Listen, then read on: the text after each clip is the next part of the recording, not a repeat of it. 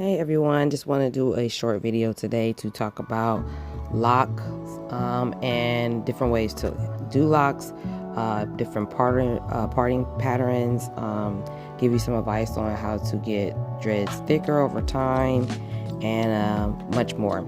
So with that being said, I want to talk about different ways to start locks. There's a couple different ways you can start your locks.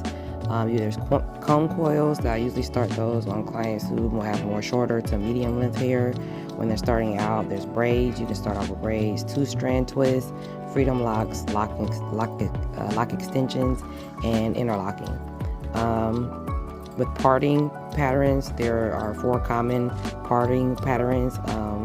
There's square parts, diamond parts, crescent parts, and organic parts. Also, there's another one I've seen that I do too. Triangle parting is also a parting pattern that people most commonly request with dreads. And then when you're talking about dreads getting thicker over time, you want to think about first of all the density of your hair, because that matters. But it can get dreads can get thicker over time. I've seen them, if you more so if you like not locking them so frequently. I'll say retwisting them, I'll say every 4 to 6 weeks can help with them becoming thicker over time. So that's something to think about too, if you're already locked and you're trying to figure out ways to get them thicker, or if you're thinking about getting locks here in the future. Like I said, your hair density also determines your thickness of your hair, of your locks. So your hair density is just the number of strands of the hair that's growing on each part of your scalp. So of course, if you have high hair density, then this can also aid in your dreads getting thicker over time as well. And locks do take time. It can take time to mature. There are 4 stages to locking. You have the starter, then you have budding, you have teen, then you have the mature stage, and then rooted stage. And also, it can take you from, I've seen it take from a month and a half or longer for some clients to dread up. Of course, that also depends on the client's hair texture, and when you're talking about how quick they fully dread. So that's something to think about as well. Also, make sure to watch for buildup once you get dreaded. Usually you can see the buildup in the hair. It's usually you'll see a lot of white, grayish buildup within the dreads. Sometimes it look like little speckles, sometimes it's real thick. So just kind of watch that over time. Most of the time I tell people with the detoxing, to get that out, you would need the detox. So to get the product oils, sweat, and things from outside in the environment, they all get into the hair. So you would need to detox.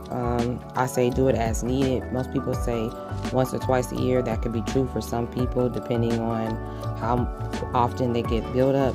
But I've seen some clients where they might need it a little bit more often during the year. But you shouldn't be getting a detox every month or every month and a half. It should be spaced out in between. But also, like I said, watch your dreads, kind of see if it's getting a lot of buildup in there, and then it might be time to start to do look into getting a detox. A detox, what it does, it helps deep clean the locks better than just shampooing. And shampooing, yes, it's very good for the hair. It's very good for the dreads.